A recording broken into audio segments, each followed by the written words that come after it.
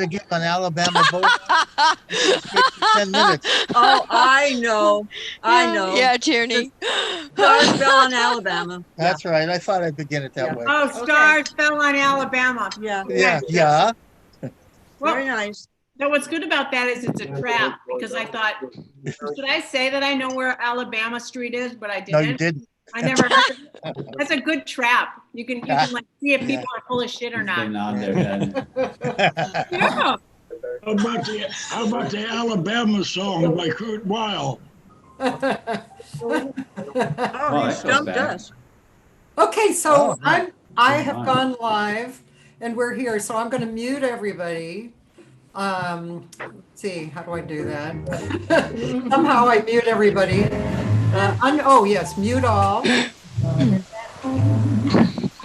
Right? Yes.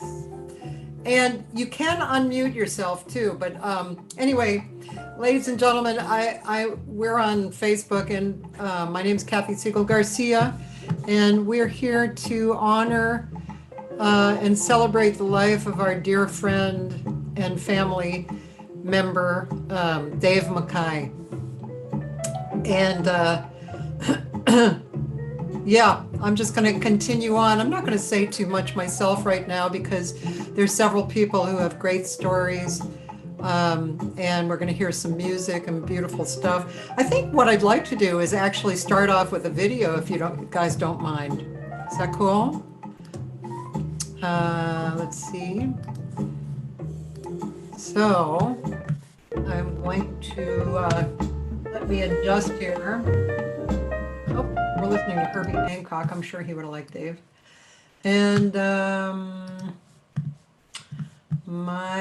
I'd like to start off with one of these videos by Laurie Bell and Dave and Ron Satterfield. This is really pretty terrific stuff. And here we are.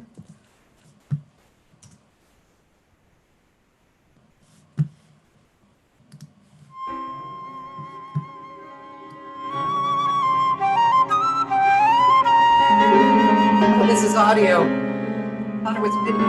Sorry. Holy moly.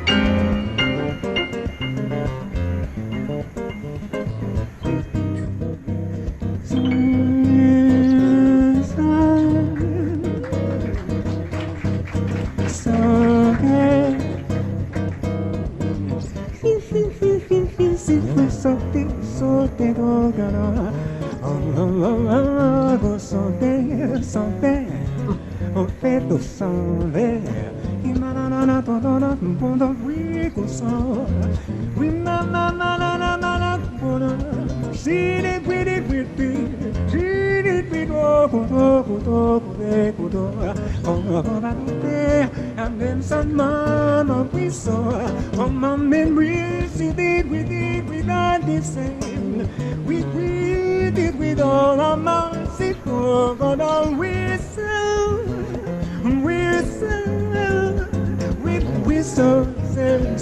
yes, oh, we're more than that's all we see, but we won't never say. So we don't suffer for this,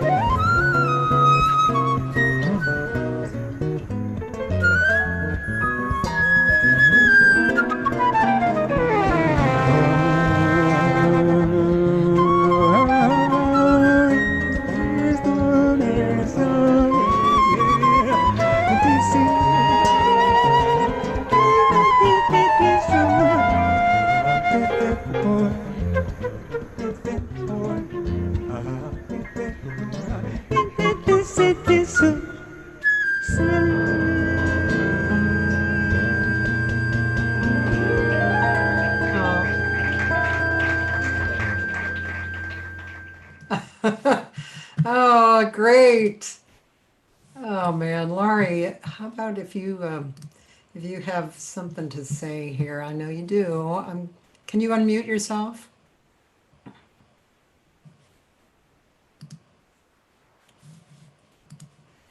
Bottom left-hand corner. Try the bottom left. You'll see a microphone.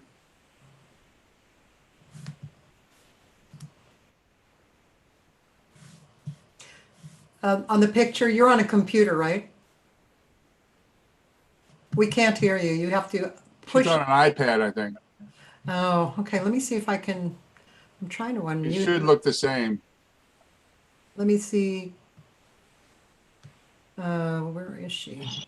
No, now you can't hear her. Okay, I'm going to try and unmute you there, Laurie. Oh, she's talking to someone. Maybe if you unmute all of us. There we go. Can you hear me? Yes. Cathy, thank you so much for playing that and for organizing this. I know Dave would be deeply touched by this event today and seeing all of you guys. I want to be able to see everybody. Maybe if I do that, there we go. That was a recent find. When I was going through my CDs, I came across that recording from 2004. I almost had a heart attack when I found it because I had never really listened to it. And when I cleaned out my studio and went through a bunch of CDs, I came across that recording. This was like 6 weeks ago, and I was just like, oh my God, I really want to honor Dave and turn this into a CD project. So anyway, that's what I've started to do and decided to also make YouTube clips. But anyway, aside from that, Dave just sounds extraordinary on every single track on this new project. And, you know, like I was saying, he would be deeply moved by this. And he was a deep human being. You know, he was very deep with his music, and everything that he played had a really deep meaning to him, as you all know, because I know you know his music and you know him very well. So I'm not really telling you anything that you don't know, but he was really into the meaning of the song and the lyrics, and would always tell me to learn the lyrics before we ever learned a song. And of course, his orchestrations are just ridiculous, and his accompaniment was really off the chart. And the way he would orchestrate, I asked him, how do you orchestrate like that? And he said that each finger was a different instrument. So he said he liked to have his favorite bass player, and then the cellos, and then the strings on his left hand. And on the right hand, he would have different wind instruments with the piccolo on top. And that's really how he played,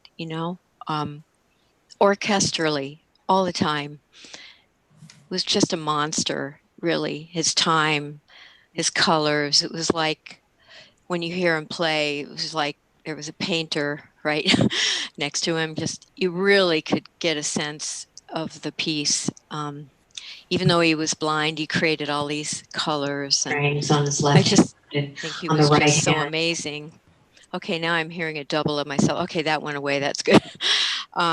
But at any rate, he taught me so many things. I was really fortunate. I met Dave in 1982. I was 24. And he really just took me under his wing. I think he liked flute because he told me that when he was around 20 or something, he played flute for a short time. And maybe that's why he heard something in my expression. I really don't know. I always looked at Dave as a mentor and somebody who I always wanted to study with. And he was always like, well, I want to play. I want to play with you. And I was like, wow, really? Okay. So, we just developed this relationship in 1982. He was 50. I was 24. And then he brought me up to LA within a couple of months. So Albert Marks from Discovery Records could hear me. And then we started recording albums. And really, we were friends for 38 years. We talked every day. We had that kind of relationship. We were very, very close. Dave and Melissa really were my family, and still are. Yeah, just, how lucky can a young person of 24, I was like the luckiest wind player on the planet to have Dave MacKay hear something in what I was doing. I mean, wow, like really that actually happened to me. That makes you believe in miracles and things like that. Obviously, it was a life-altering experience for me to, meet Dave and start playing with him and have him, be bringing me up to Los Angeles as often as I was bringing him down here. We had a lot of steady work, and we went to China a couple times, and actually we went to Asia, Hong Kong and Singapore, and we did a lot of playing throughout the United States. And it was really a constant thing for at least 25 years. Work got a lot slower for us because a lot of clubs closed and things like that about 10 years ago. But yeah, it was the best thing in my life, best musical experience of my entire life. So anyway, that's my story. And, just thank you all so much for being here. And I know like he would just really be happy. I'm going to leave you guys with, how when you're really good friends with someone and you develop a little bit of a code language. Now, if you guys knew Dave really well, like I know a lot of you do, you probably know what doody-doo means, but I'm going to leave you guys with that because that was our favorite greeting and our favorite way of signing off. And that all started at Le Cafe. I forget who the gal was who booked Le Cafe, but he used to do a duty with her, and then it wound up becoming a doody-doo with us. So anyway, I'll sign off by saying doody-doo. I know Dave's here and I know he's smiling on that. So anyway, thank you again, Cathy, for letting me speak and for playing that track of us. Really appreciate that. We'll play Look forward more to of hearing that. everybody else. We'll play more of that. My heart goes out to you, sweetheart. Oh, thank you. It's been rough. I really haven't really had much sleep, but it's okay. It's okay. Yeah. We'll all survive it. I hope. Thanks. Yeah. You just reminded me, Dave and I had a nickname too. I was Catharama and he was Dave Arini. I'm not Oh, sure I love it. that was how we greeted each other. And even in recent times when he didn't quite remember me, I would say Dave Arama, and he'd go, "Oh, Catharini." It was cool. Yeah. Hey, Jeff Franzel, would you like to speak and play a little bit of something for us? Thanks, Lori. Oh, thank you. Thank you so much. All hear me? Yeah, now we can. Let's see. I So want to see long. you though. Can you see me? There you are. Ladies and gentlemen, Jeff Franzel. Hey, everybody. It's so good to see everyone. It really is. Oh, my goodness. And Kathy, again, thank you for putting this all together. Dave, I know, is beaming right now about this. So thank you. So I had the honor, I met Dave when I was 19 years old. I was attending Cal Arts, and a friend of mine asked me to go to the Times restaurant to hear Dave play. And of course, I never knew him. I don't know if some of you know me, I'm not very shy. I'm very, I feel very comfortable meeting people. And of course, I went up to Dave and I was just in awe of his playing. It just blew me away. It was like cloud nine. I was just over the moon hearing him. And we became very close friends. He invited me over to his house, and he was living in Sherman Oaks at the time. He was with Melissa.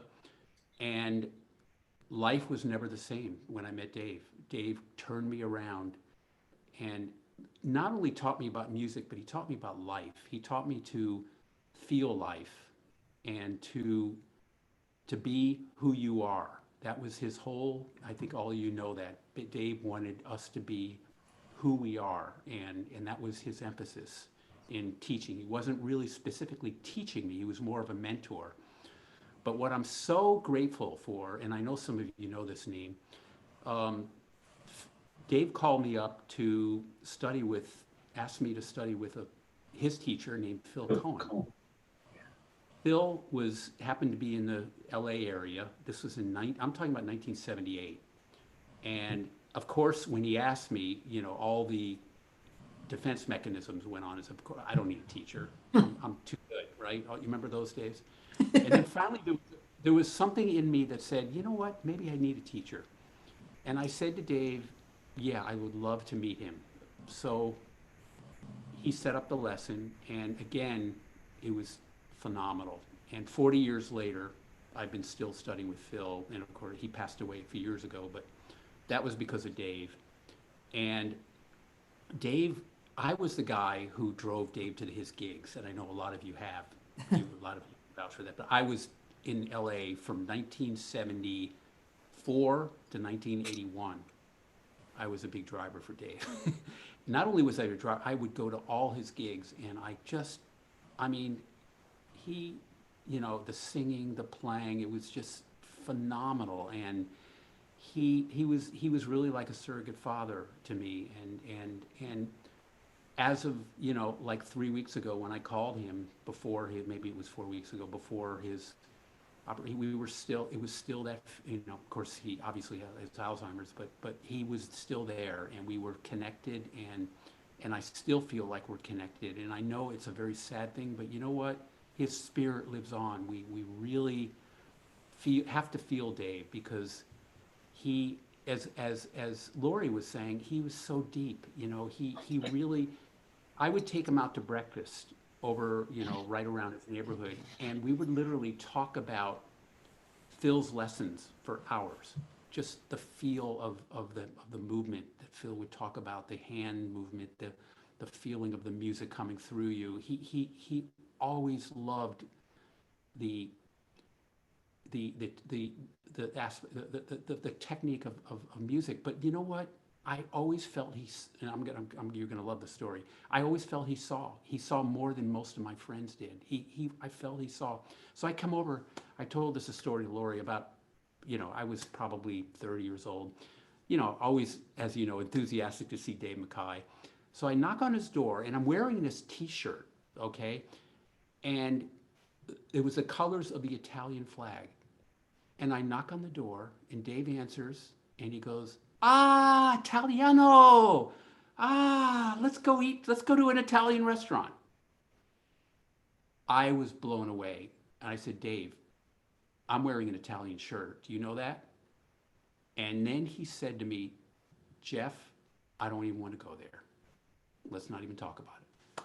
That was Dave. He had another, he has another sense, and it was so just beautiful.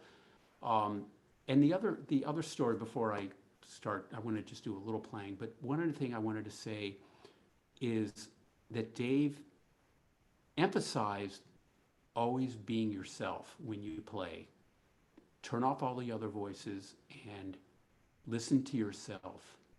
And I think that is such a poignant thing. And what was so beautiful, as I mentioned to Lori about 3 weeks ago when I spoke to Dave, I said, "Dave, you know, one of the things you taught me that I'll never forget, it was to always think about when I play that I am Jeff Franzel and I am myself, to be yourself." And you know what his response was? And you know he wasn't all up, all the things weren't up there. He said to me, "Jeff, I'm still working on that at this age."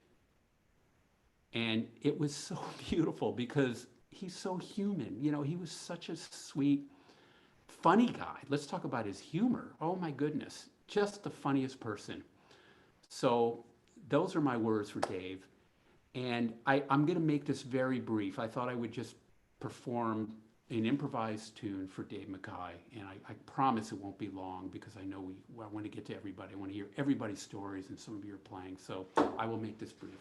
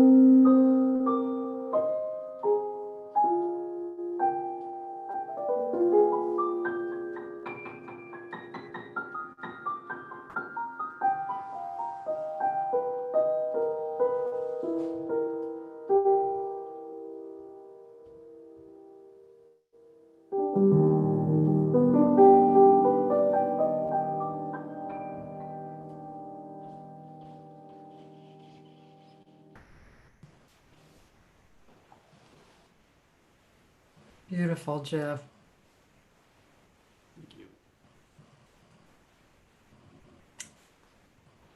I'm sure we can all dig that he's here. You know, that was really communicating with him. Thank you. Thank you. Appreciate you all. Thank you.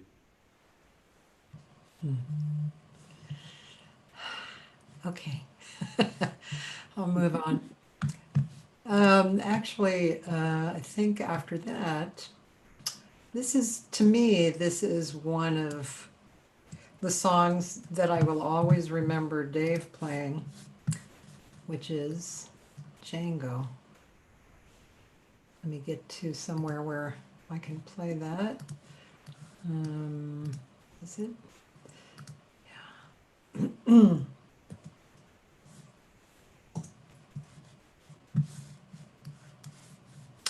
And I will share my screen.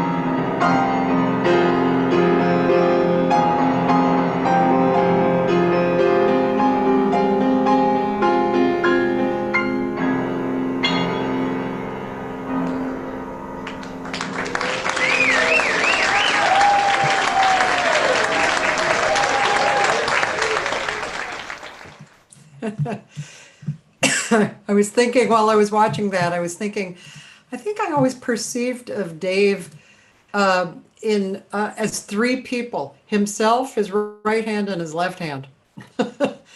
Uh, let's see. So, hey, Pat Britt, I'm going to unmute you, Pat. Let's see, but you're not under Pat. You're under, where are you? You're under Regina. Here we go. Let's see. Sometimes this takes a minute to unmute. Come on.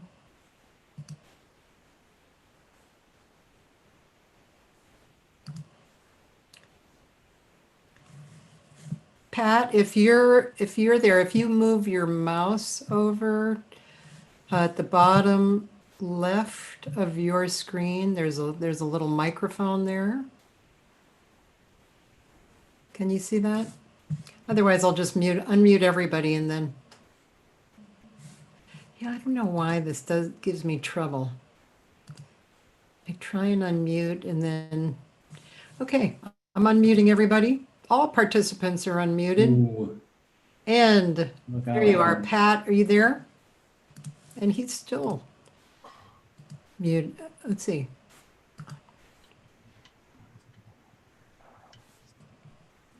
Wow, this didn't even unmute everybody. Oh, he's gonna go get Regina. Okay. Yes, and then after that, Mike and Lynn, I think you should speak and we can play some really beautiful music. I will say, you know, it's hard when I was trying to think of what to say about Dave. I know what I feel, and I feel a whole bunch of full things about Dave, and to talk about him is a little hard for me. I did write a little something and post it, but he had a special place in my heart. He was so, it was a gentle place for him, in my heart, and just always like lots of love, lots of love when I would see him, speak to him. And how's that? Regina, did you get that? I'm muted. Thank you. Great. Okay, here we are. So this is Pat Britt, ladies and gentlemen, if you don't recognize him. Pat Britt, how the hell are you? Am I on here now? Yes, you are. Okay. I met Dave, I think it was about 1969 or 70. And I'm a saxophone player and a record producer. So I played with Dave about 100 times over 45 years. It was as a record producer that I really got to know him. And I was going to a recording studio to mix an album on Irene Crawl that I had just done. And I got there early. And Dave and Joey Barron and Andy Simpkins they were recording. And when I went in, Dave was singing Being Green. And oh my God, I just flipped. I loved it. And I said, well, what is this for? And they said, well, we're just going to put together an album and see if anybody will buy it. I said, well, hell, I'll buy it. I love that song you just did. So anyway, they weren't even finished doing the album. And it ended up coming out called Happying. And it was a marvelous happy, just a great experience. And they even had a girl, she designed the album cover, took the pictures. She even decided what size font to use on the printing. I mean, it was a complete happy package. So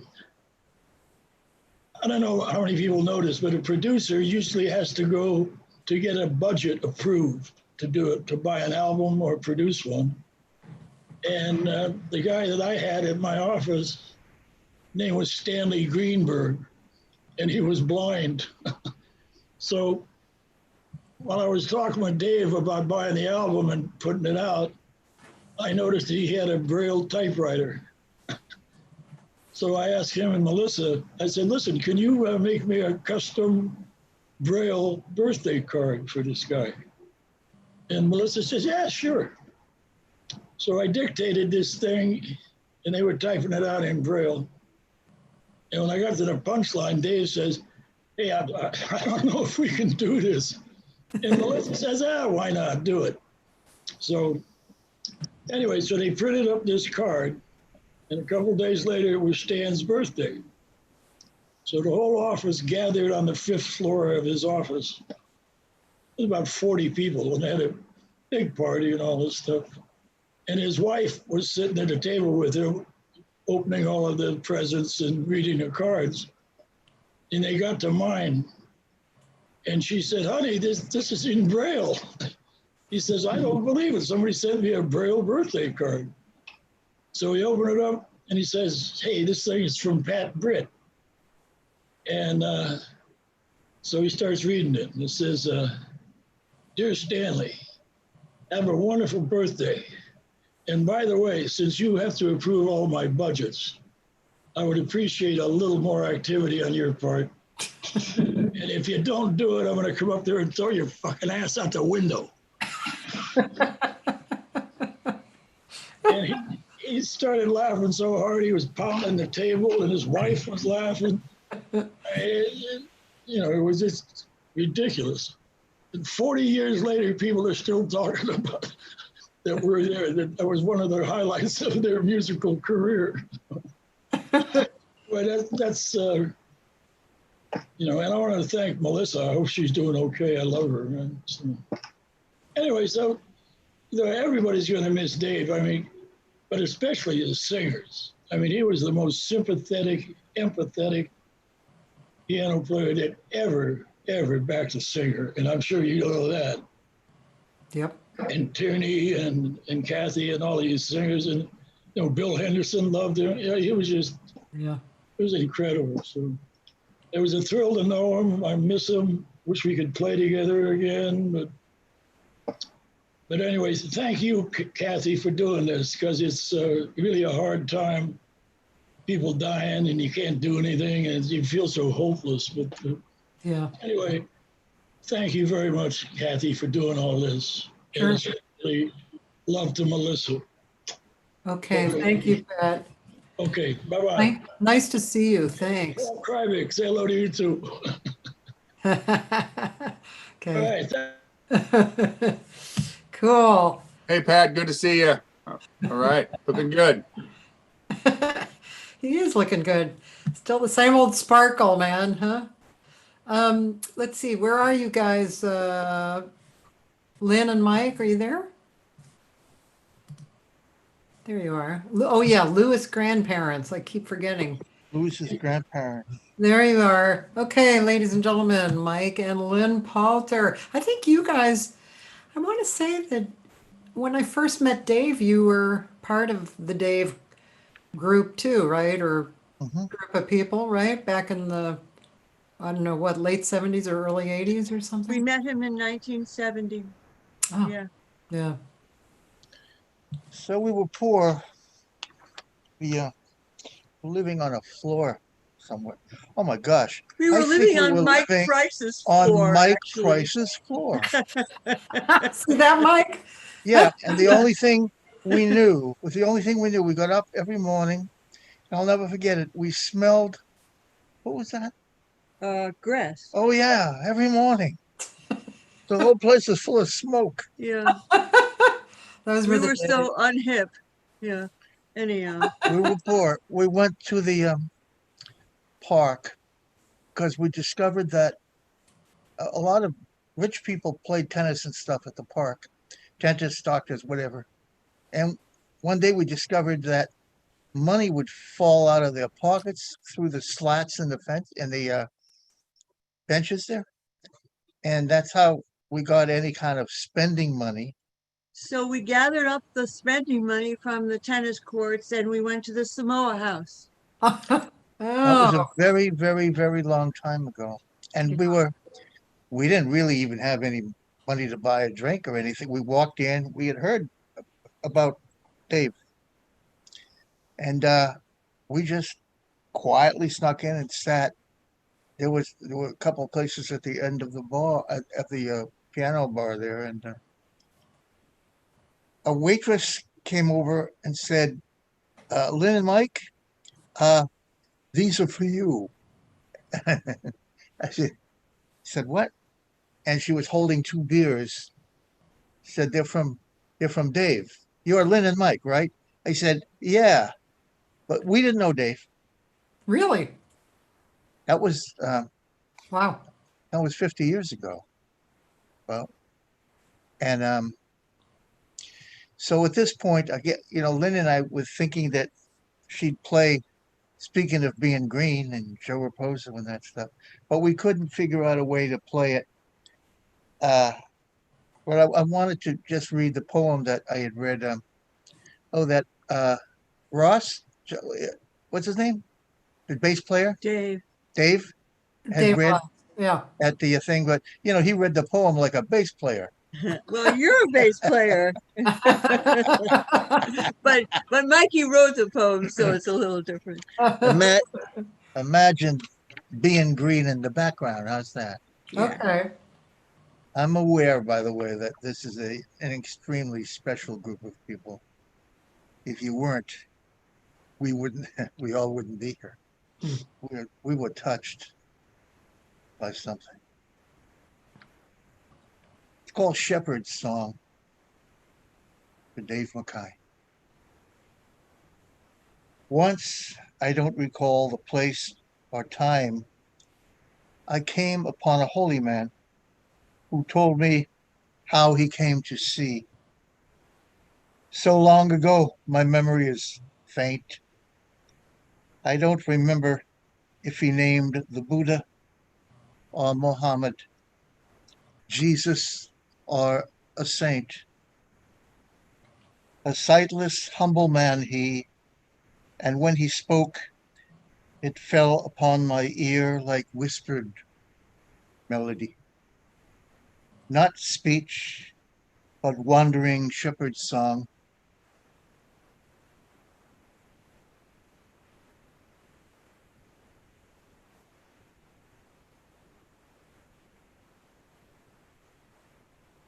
How could a man so mild and sightless as was he, without a wasted gesture, only whispered melody, teach all of us the clearest way, the surest way, the deepest way to see?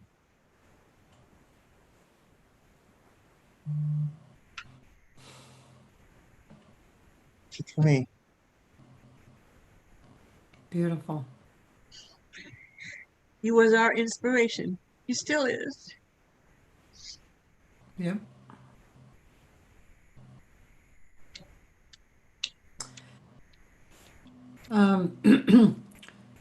So you guys played a lot together, right? Yeah, I lost the use of my hands. When was it? 20 years ago. And tendonitis and carpal tunnel, all that shit. And we were living where we live now. We live in Manchester by the Sea, and in Massachusetts. And we had this gig in Boston, and we had a lot of piano players because I couldn't play. And Dave, we asked Dave if he could help us, and he came and he lived with us for 3 months. Yeah, he lived with us and he played for us, and it was an incredible time. It really was an incredible time. He had a hard time towards the end because he missed Melissa a lot. But it's a godsend. Of course, he's a godsend anyhow. But yeah. I just remember him holding my hands and whispering to me all the time. Oh, yeah.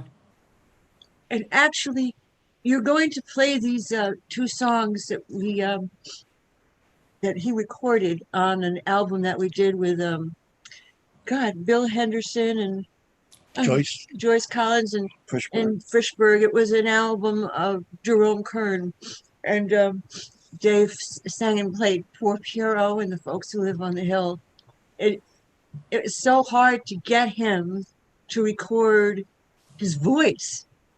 Huh. It was so hard, but he did, and I'm so glad that we have at least that, and I know you're going to play some of that. Yeah. Yeah, I'm going to play The Folks Who Live on the Hill. And Mike, would you, I have lost the poem in the shuffle as far as the writing part of it. Would you, if you can, post it in the chat or post it onto Facebook or It's going to be available to the public. It's going to be actually in the appendix of the new Donald Trump memoirs. Yeah. We'll do that. Oi. And Jodette, Jody, so just so you know, this is recorded on Facebook, and so and I can download it as well. Awesome. Thank you. You're welcome. So here is Dave singing and playing. And Mike, I forget, are you actually on there? Oh yeah, I guess did I play bass on that too? I don't know. Did he let you? I don't know. Let me just tell you that here I am, like much younger, like knowing even less than I know now. Think about that, guys. You know what I mean. I am literally I or Lynn are literally sitting next to both Dave and actually Bill Henderson, Oh, kind of instructing them. It was so absurd. It should be. Yeah, this is good. It was just absurd. Oh, and Frischberg too. It was absurd. Totally absurd. All of these monumental people, right? He really didn't want to sing. He really didn't want to sing, but damn, when we went to the Samoa House, he would be singing these songs, and there was no way that he wasn't going to sing. And we're so glad that he did. I forgot actually to look up some Bill Henderson and him.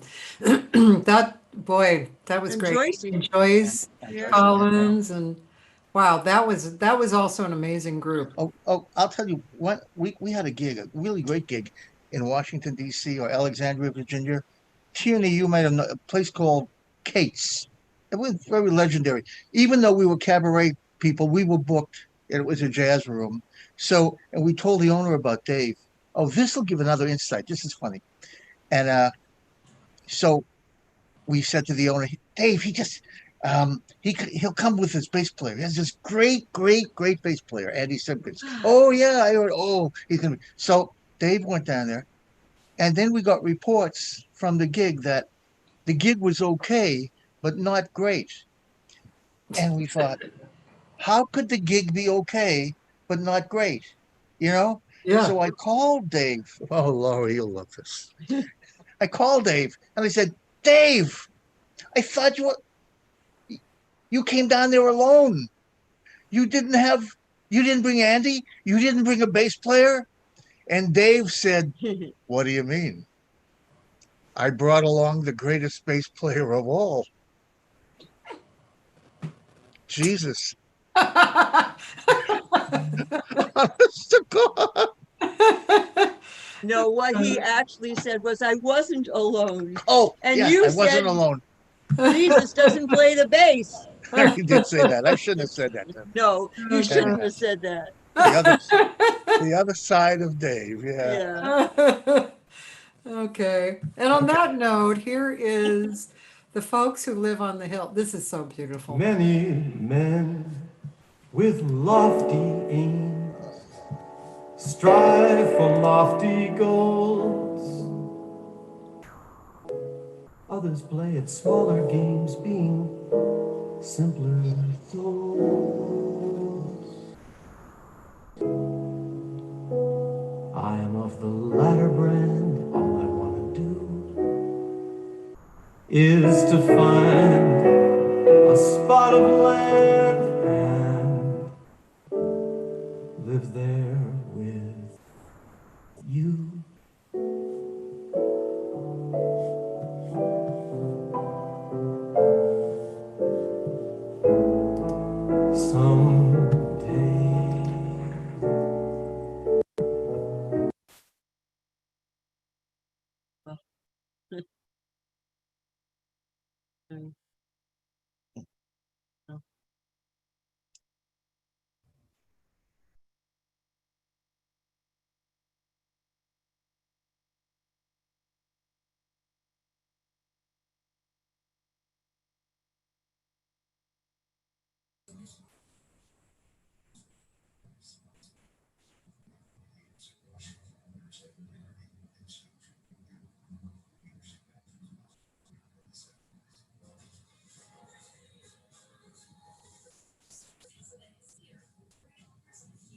was that?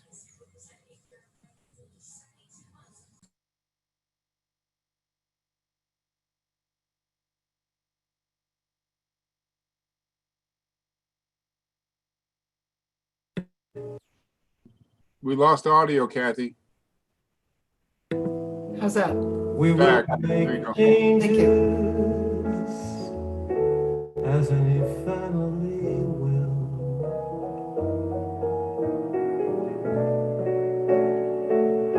And we will always be called the folks who live on the hill.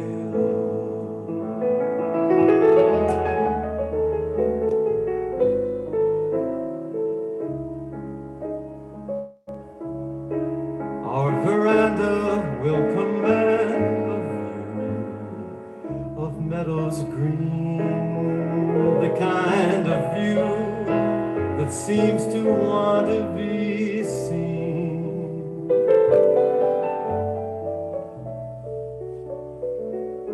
And when the kids grow up and leave us, we'll sit and look at the same old view, just we two. Darby and Joan, who used to be Jack and Jill.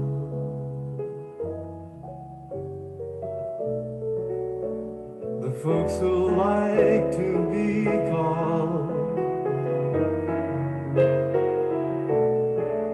what they have always been called, the folks who live on the hill. Many men with lofty aims strive for lofty goals.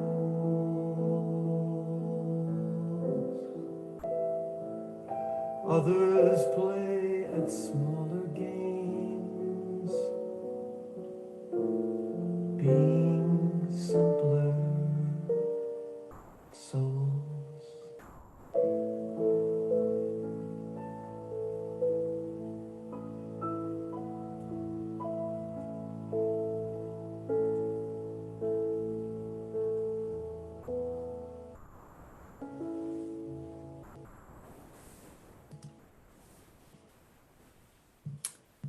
Pretty gorgeous. Such a great singer, right? Oh my gosh. So intimate, you know. Paul Krabik, would you like to say a few words? I know you would. Oh, sure, Kathy. You got time? Yeah, yeah. Thanks for doing this. Oh, that brought me back because we used to play that song a lot with Andy, and just the mood he would create and the amount of time he would spend, you know, to play a tune like that and use the space and make everybody just really slow down. And you couldn't stop listening. You had to concentrate, and it made everybody realize, you know, how deep into those songs he really got. And I did have a lot of opportunity to play with Dave as a drummer, which I'm very grateful for. And I just saw that Jeannie Moody just tuned in. Hi, yeah. Jeannie. And that's the first time I saw Dave at one of Jeannie's summer parties or September Concert by the Sea parties that are still going on, but it was for years and years have been going down at Playa del Rey at her beautiful condo right on the sand, and it was just an unforgettable situation. At the time I was playing with Louis and Monique Aldebaer, and I was probably about 19 or 20 or something, and we were going to do a few tunes at this party. I came up and heard Dave playing with Andy and Joey Barron, and it was just amazing. That synergy, they what you call it, they had. I mean, they were playing so well together. It's just like hearing like one of the best Bill Evans trios or anything like that. Joey was amazing too. He still is. And so was Andy. And I just remember, my gosh, it was such a much of a higher level of music and playing than I was at the time. So we did our little songs with Louis and Monique, and I got to meet everybody. And lo and behold, a few years later, I ended up being the drummer in that trio for quite a long time.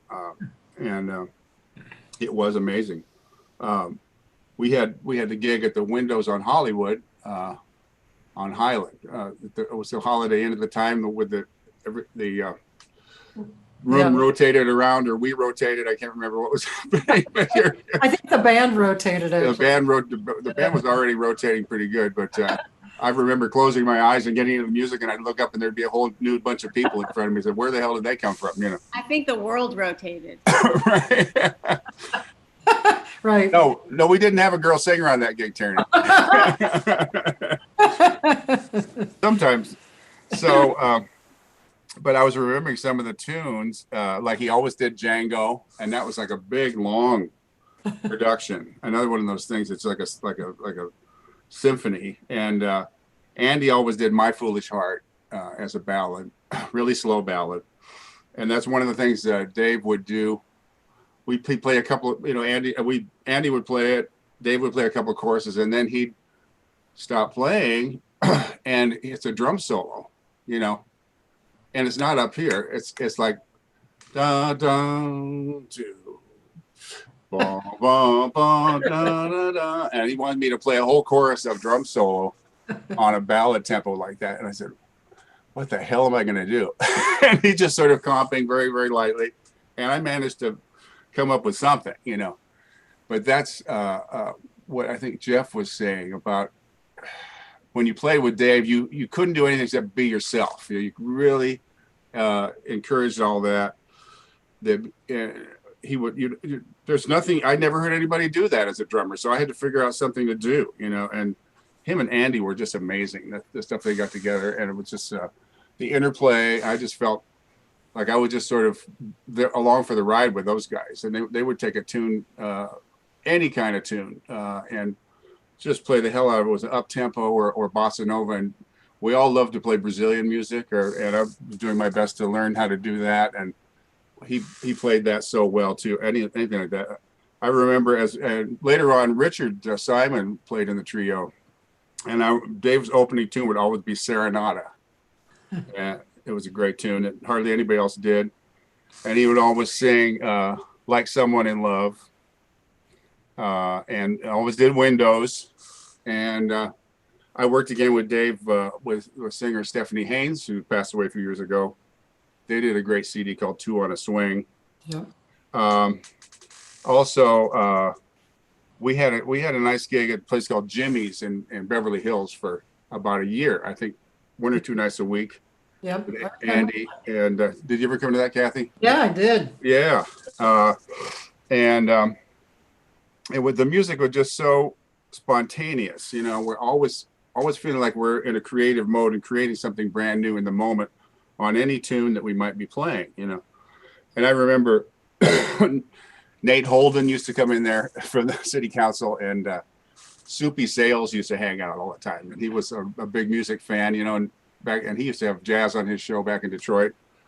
So we got to sit down and have a drink with Soupy Sales and talk about stuff. And I used to go row row with a white fang and all that.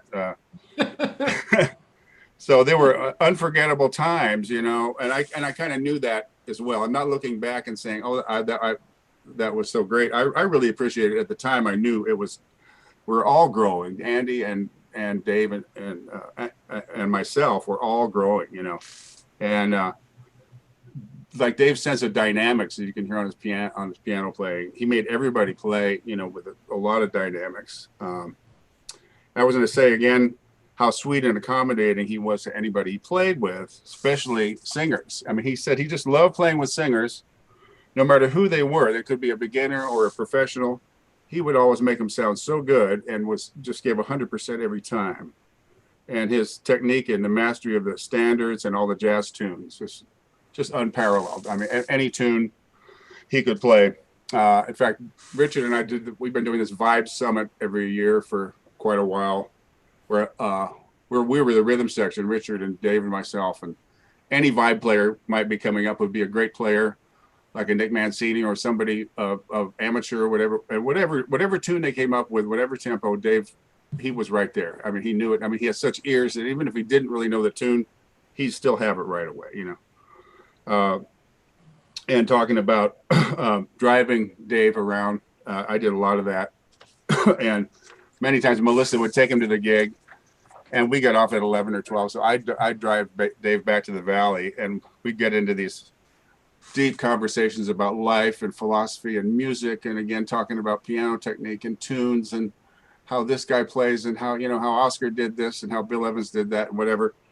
And I had a little piece of the Santa Monica freeway, and I was going to get on the 405 North and then drop him off. And next thing you know, I look at Santa Barbara, 5 miles. You know, I would get so into this conversation, I'd forget I was driving. And it happened time after time where I'd overshoot the exit by, you know, 10 or 15 miles, you know. And, you know, he was very religious. He was very sensitive to everything, everybody and everything around him. We would talk about religion and philosophy. And I said, he handled his handicap with very grace and courage always. And you all had another sense that he wasn't really, didn't have a problem there. But Andy related this this time that they were playing out in Riverside or something. I think I wasn't on the gig, but in between tunes, a big burly guy with a cowboy hat comes up and he says to the band, he says, "You boys play any country?" You know, and so Dave did this thing where he's kind of like, looks the other way and moves the chart around like, "Oh, this guy can't be talking to me," you know. And then the guy says, "You blind, ain't you, boy?" You know? So everybody started cracking up, even the guy in the cowboy hat. Well, you know, just unforgettable times that we had. I wish we didn't record with Andy, unfortunately, but we sure did a lot of playing.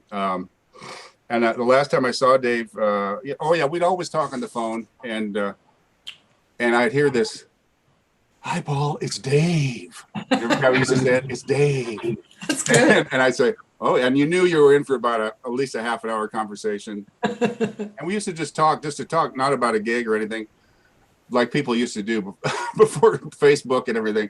But friends would just talk, you know, for a long time about shooting the breeze. Nobody does that so much anymore. But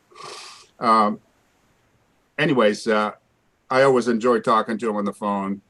And the last time I saw him, Cathy sort of arranged a thing for with Barry's Wag. This is what, a year and a half ago or Yeah. so, Cathy. Yeah. And Richard, Simon, and myself, and we went over to Dave's house, and we're going to play, and Cathy was going to sing. And at that point, Dave was obviously having trouble with his hearing too, as well, and his memory, remembering tunes, and he would just not know what key a tune is in, and he was struggling, but you could tell the enthusiasm for playing and the passion hadn't diminished a bit, you know. And so we played, and we had a really fun time doing what we did, you know. So that was the last time I saw Dave, and I understand Melissa's kind of doing a little bit better now. But all I can say is we're going to miss Dave and his music and the good times that he gave us, and they're cherished memories, and there's nobody else like him. So I think we all walk away a lot better having known him and played music with him. I know myself I did. Anyway, thanks for letting me talk. Beautiful, Paul. Thank you. You know, I mean, this is kind of a weird thing to say, but we were kind of fortunate that he was blind, because we all got to hang out with him for longer moments of time, right? And really get good conversations and soak him in. Yeah, Vicky Pedrini and I don't know if you're on, Vicky, but she and I were sharing the responsibility of Dave at an IAJE convention. And we'd see each other, and for some reason Dave wasn't with us, and we'd say, "Do you have Dave? Where's Dave?" You know, so that got to be kind of a joke for us. Yeah. Yeah, thank you. And I thought I would just sneak in a song. You mentioned Serenata. I had pulled that up, but let's listen to Stephanie Haynes and Dave MacKay. There's two beautiful cuts that I picked out, but here's one.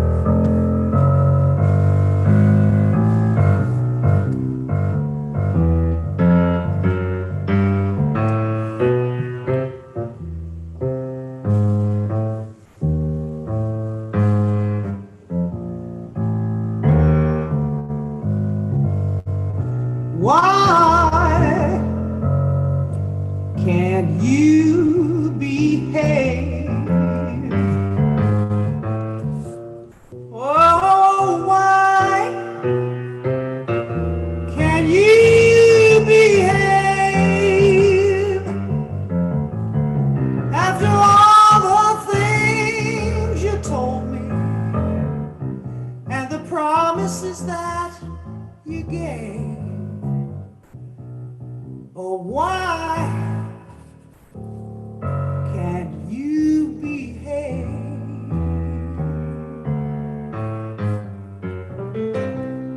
Oh, why can't you be good and do just as you should? Won't you turn that new leaf over so your baby can be your slave? But why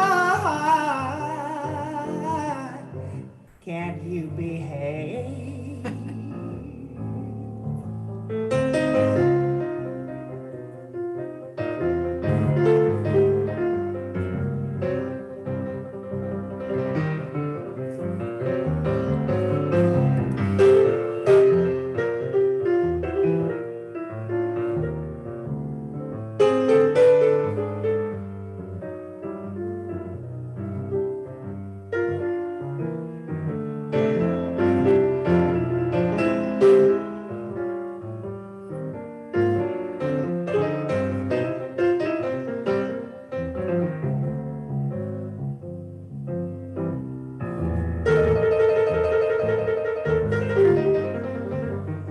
Why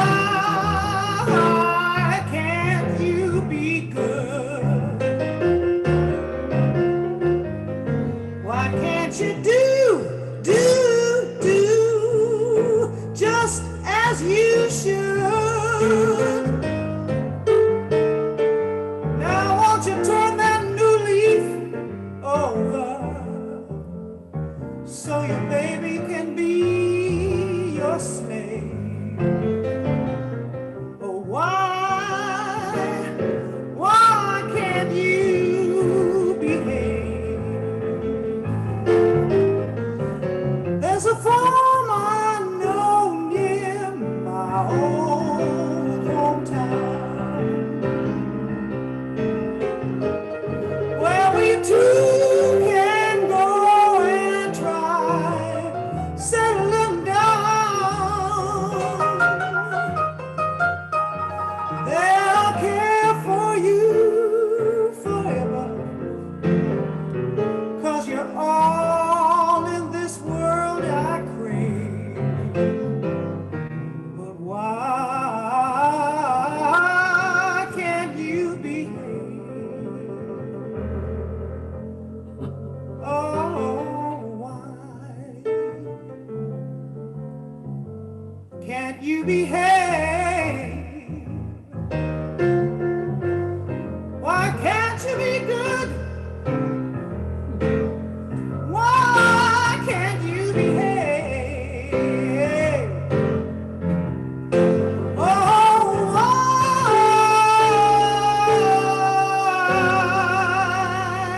can't you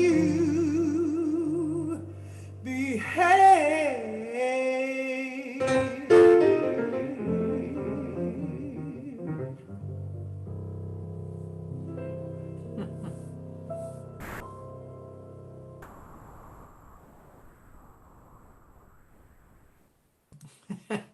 Yeah.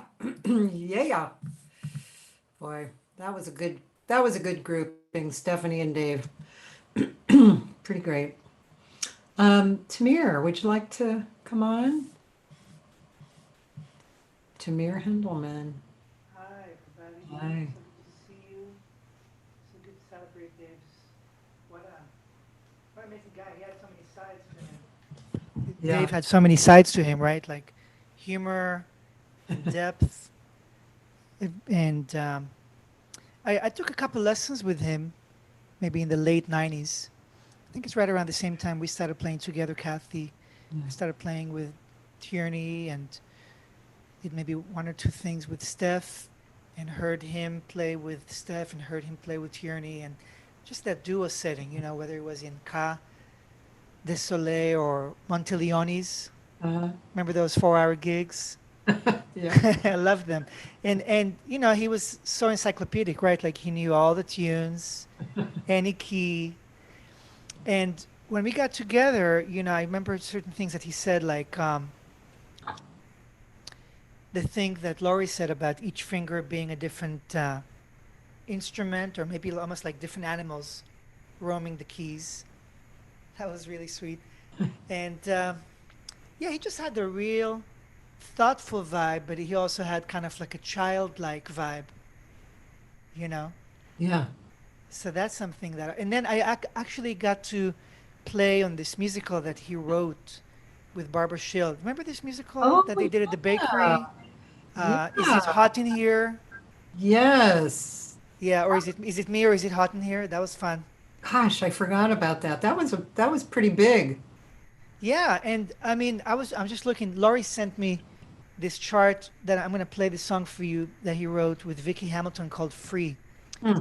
And I was thinking, Laurie was telling me about his friendship with Bill Evans, and how much Bill dug him. You know, that Bill would go to the what's the club, the potato, you know, the baked potato, and would just like shout how good Dave is, and that everybody should recognize it, you know, like that kind of stuff.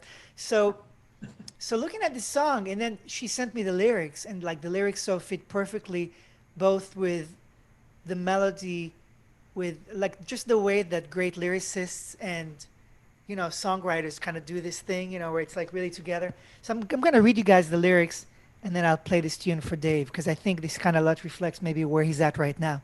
So the song is called "Free."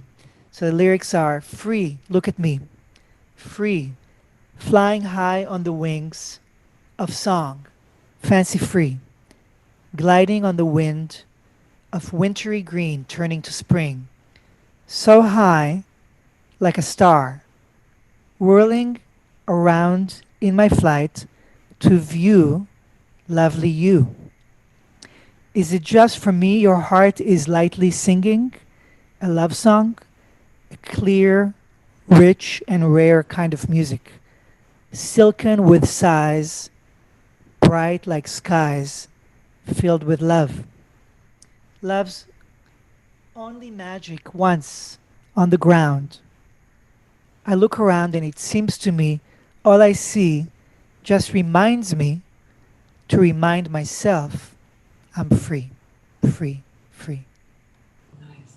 Beautiful song, right? Ah. Yeah, and he really painted, you know, when he played. I actually was convinced, I didn't realize that he wasn't a painter. Something in my conversation with him made me think that he was like a full-on impressionistic painter before he went blind, and that helped him create all those colors. And Laurie corrected me later that she didn't know anything about that, but his playing just was so colorful, you know? Yeah, he was a painter. He was a painter? Yes. Well, there you go. That explains it. You know, I mean, what an imagination. So I hope you can dig this beautiful song that he wrote.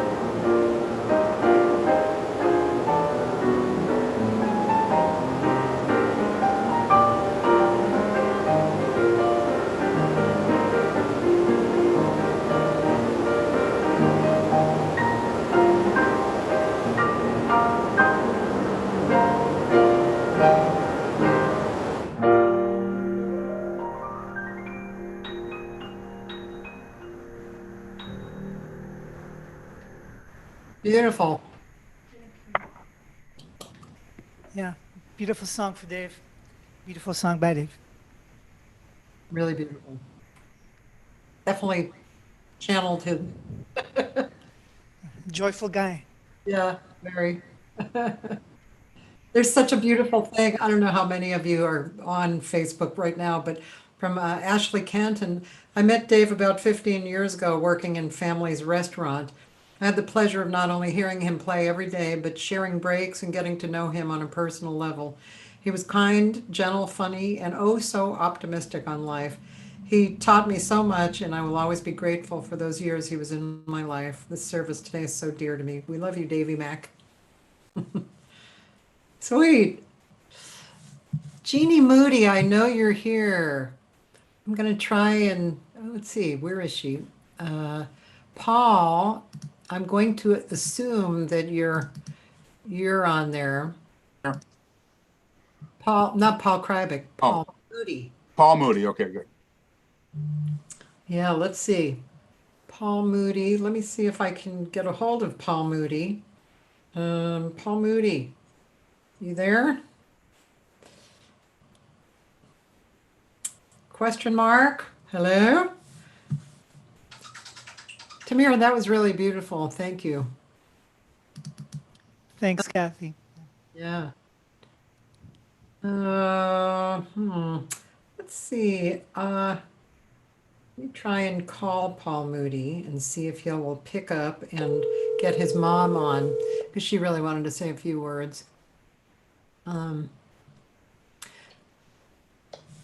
we're here. Okay, Paul, can you unmute yourself? Paul, you have to unmute yourself. It's down on the left, you know. There's a microphone there down on the left. She really wanted to say a few words. There, he did it. There you go. Thanks. Hi, Paul. Hi, Jeannie. Hi, how are you? Good. How are you? Good, thank you. Oh, you guys got to turn the let's see, the phone off or something. Okay. Okay, that sounds good. Can you hear us now? This is Jeannie Moody, who Paul was speaking of. Has had a party at her house, a summer party every year for years, and Dave was an attendee player. Go ahead, Jeannie. Yes, at these parties that I've been having, it was for my birthday, is the way they started. But Dave was always the main piano player from the start. And the way I met him was because of Barbara Nash. And she was at a recording session with Dick in downtown at some studio. And then she left. And on the way home, she wanted to get something to eat. So she saw this sign at this restaurant called the Samoa House. And it was in Encino, close to the park on Ventura Boulevard. So she went in and they had Chinese chicken salad and a drink that meant like a cocktail for $10. And then Dave was playing the piano and she just fell in love. So she came home late and called me on the phone and said, "You won't believe this man. He is so great." So of course I would drop my kids off my grandparents every night he was there and run over the hill and go there to hear him. And I was just totally amazed. And during that time, the Alda Bears hung out there. And that's where he met Melissa. And I was there that night. And that was through Nancy Gilbert, who was a wonderful pianist and vocally. And she introduced him. And, the rest was history. But also during that time, Ken Lang used to come there and play the piano quite a bit. And Melissa, I think, sang just a couple times, but not very often.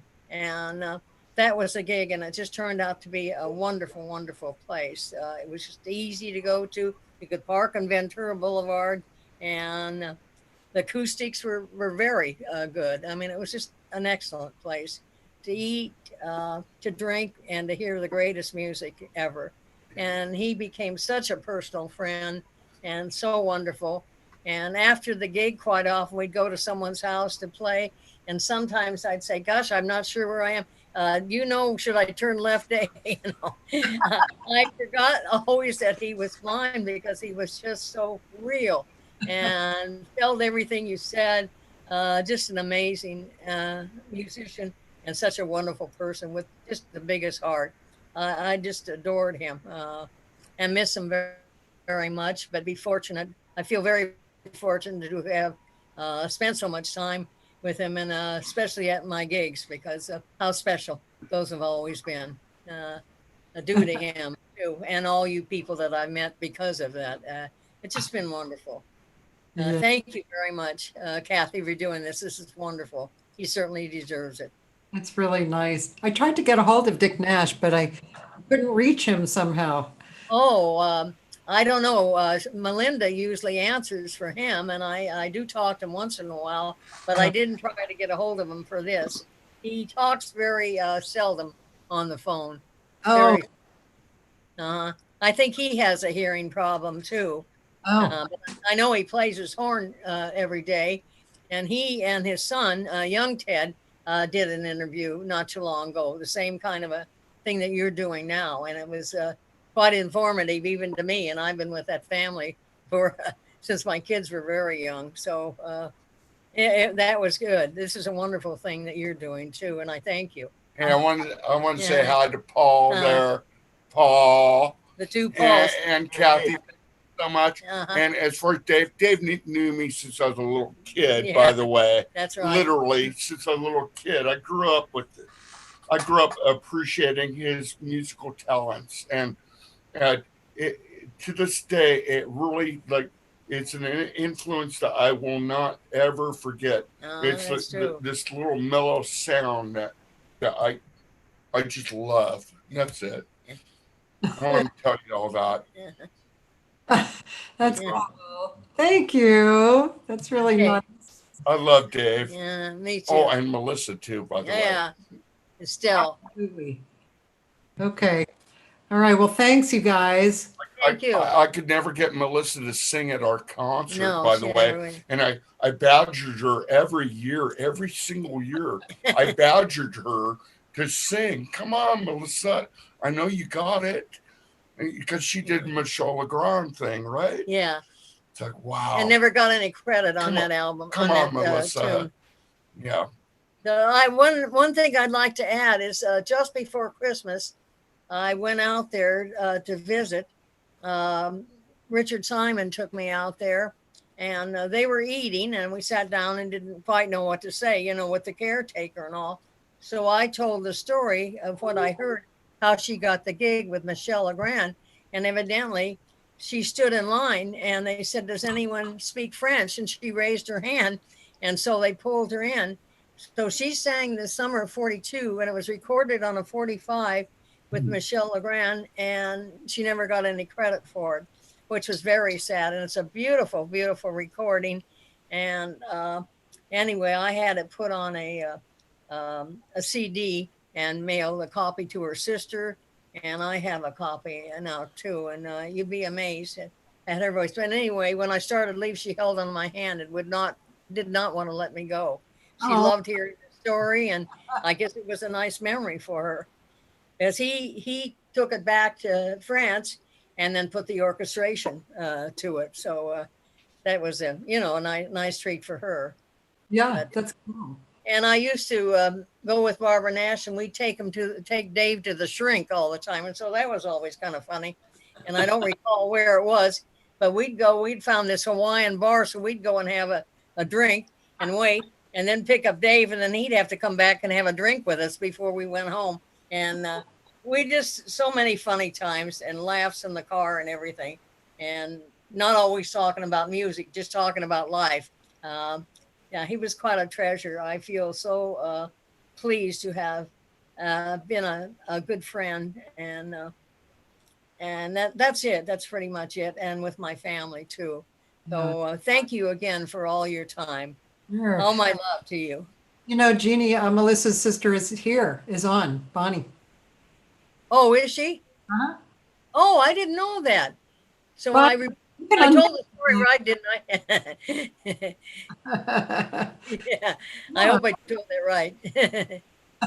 She's nodding, I think. Yeah, I think so. Okay. All right. See, thank you. Okay. Okay. Thank you so much. Bye bye, all of you, Kathy and all of you. You don't have to leave. Just I'm going to mute you. Okay, I'm still going to be here. Bonnie's waving. Bonnie, did you want to say anything, or are you just waving? You're just waving. Okay, I'm going to share the screen because this is actually a little thing that Dave and I did more in recent, like last year. And I have to start it late so that there's, it's not long or painful to go to. Let's see, where am I? Here we go. And then I'm going to, there he is. And then I'm going to start at 3:05. Oh, here probably. I think there. For I knew that I would find this moment supreme. Oh, let's see. It's 3:05. Sorry, bear with me a little bit. No. Oh yeah, maybe did he? No, he was talking here. Sound system with those. Let's see.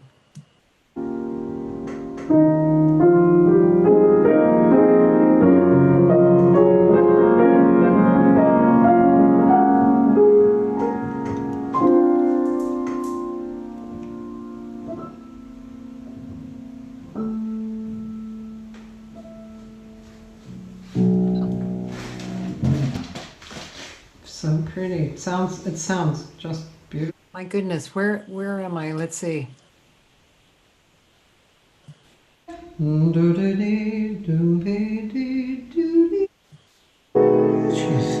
smiling down of 1,000 eyes.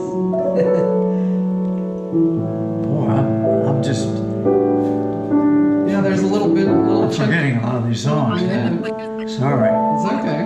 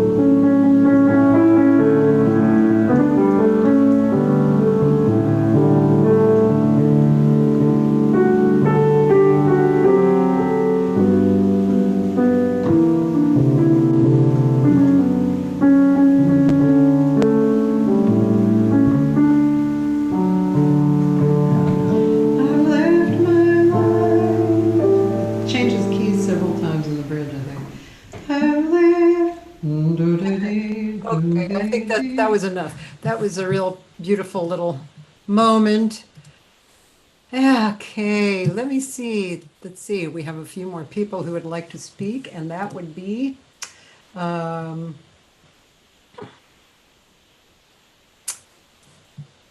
Evans. How about it?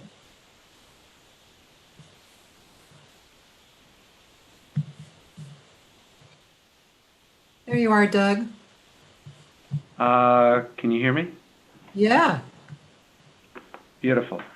Well, thank you, Cathy, for putting this together. This is really a beautiful event, and I feel grateful to hear all this music that Dave's involved in, and to hear these stories, and it brings back a lot of beautiful memories for me. You know, when I heard Dave passed away, and I started thinking about him, the thing that I just went to my head first was Dave's voice. And I just mean the way he would talk to you. He had this soft, gentle voice, at times it was almost a whisper. It was actually cool that there was just a little snippet of it there in that, what you just played, just to hear his demeanor. And it was this voice that kind of caressed your ear, and it just said quietly to you, listen, there's something here. I met Dave around 1989. I was just out of college at that time, and I'd taken a job as an engineer at Mama Records. And my very first session was recording Dave with Andy Simpkins on bass and Ralph Penland on drums. And my partner in crime was Andrew Duncan, who's also on the call today. It's good to see you, Andrew. The recording studio had this glorious Busendorfer piano, and I can still remember just hearing Dave play that piano for the first time. You know, his musical voice to me was like his speaking voice. It was feather light. It floated on the air. It just caressed every note. And, you know, he was so, a lot of you have talked about his appreciation for dynamics, and the way, just the feel of every note was so important to him. And to me, it was an extension. Both were different sides of his voice. And there was always something in his musical voice that said to me, listen, there's something magic here. So those sessions became the Windows CD, and that was actually my first time recording anything.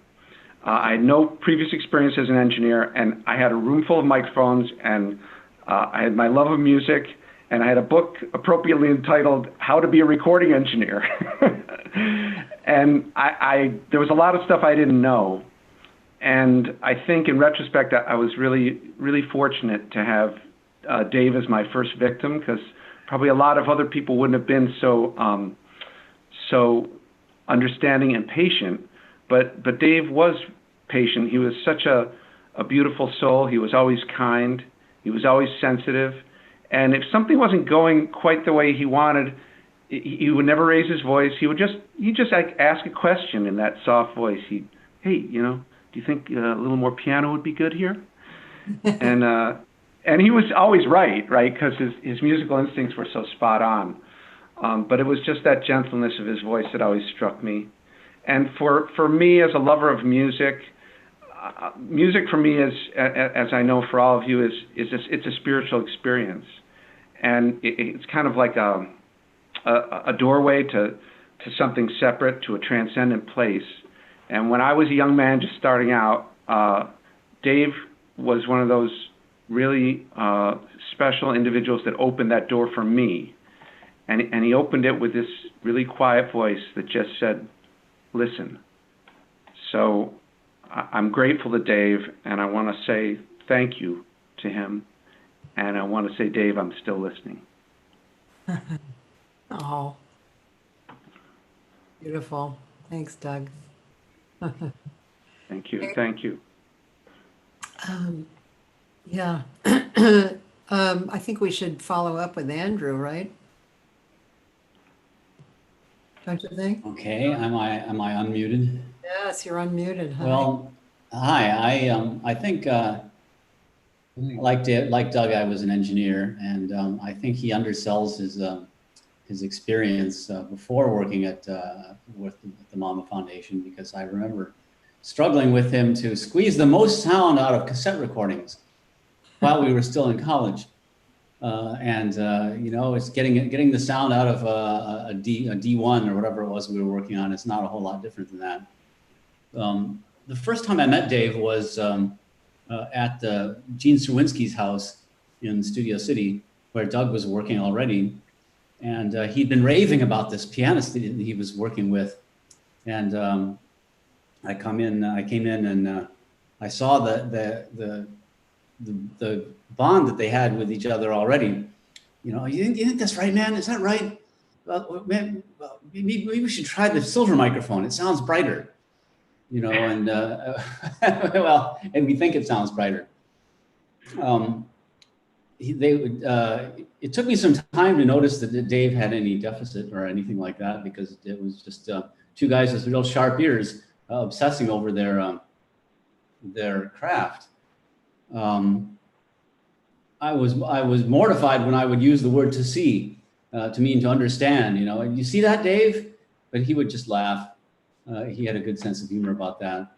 And of course, the best way to crack him up was to say, as I heard the story told earlier, Dave, you play country? You play country? He never got tired of retailing that story. I wound up joining Doug in the studio for several years and met all sorts of interesting people. Andy Simpkins, who would always greet me with a big, huge hug, and he would call me his namesake, which I'm not sure whether the namesake goes which direction, but we pretended that one of us was named after the other one. Pete Chrisley, who brought his own microphones because he took some sympathy in the fact that in our lack of really good equipment. Jim Self, Bruce Fowler, well, that's a whole other story there. But Dave was the guy who really made really turned heads. Just the way he plays the middle C in the opening of Serenata. Boom, boom, boom. I couldn't play a middle C like that to save my life, but it's so perfect. Or the way he leads into and out of Django, or the way he swings in Windows. You know, it's like Doug. I'm still listening, and I'm still astounded by the way there was never an unimportant note for Dave. Big gigs or little gigs. If I were to talk in proportion to Dave's talent, I'd be talking all day, and we don't need to hear that. But I guess I'll just have to let his music talk for him, which I hope it will continue to do forever.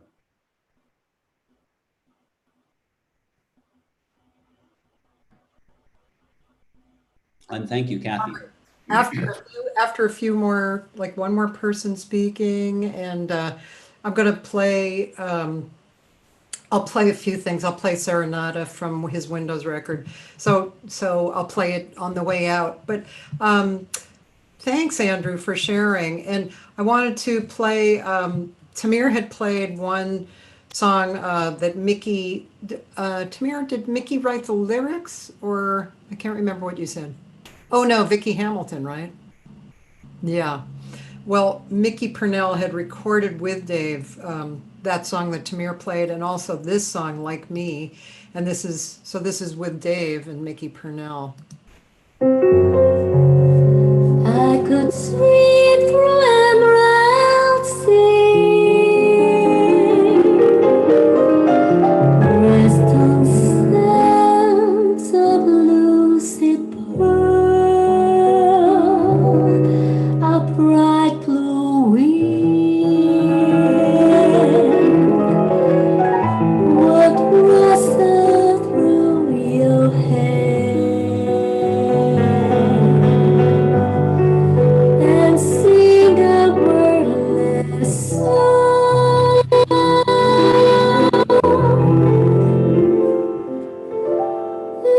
like me.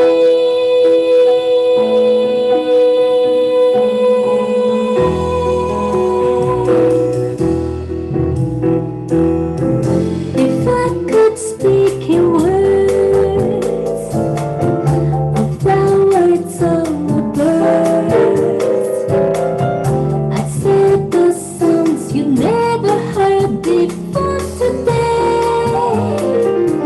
For the more I want the sun, if I could run across the meadows of the sky, I'd show you sights you never felt before today. When I take you in my arms, you will find your freedom there. Love has sparks of lilac vine and chains of golden misty light. Rob my heart's delight. I could swim through emerald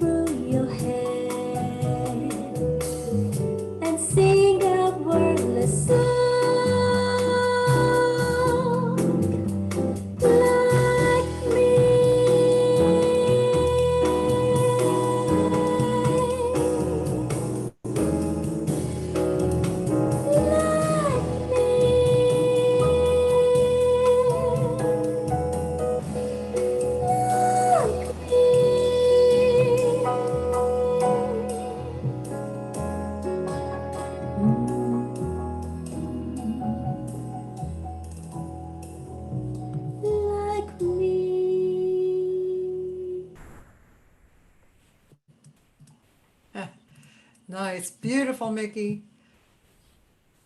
She's on Facebook there. And Richard Simon, I know you wanted to say something. Oh gosh, how do I follow all these wonderful acts? I just am so thrilled to have been included in Dave's life, however briefly. And Andrew mentioned the big gigs and the not so big gigs. Well, as he said, it didn't matter to Dave, the surroundings. He always played from deep inside him. And we played it, I think I met him at a chicken shack up at Devonshire and Mason, and Joe Carrero was the drummer.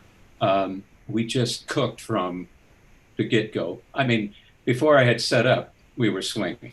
And one of the highlights, you know, Dave, as many of you know, had a penchant for chocolate. So as soon as we had played a set, I said, you know, I think there's a convenience store across the street. And Dave guided me there. I think he knew quite well.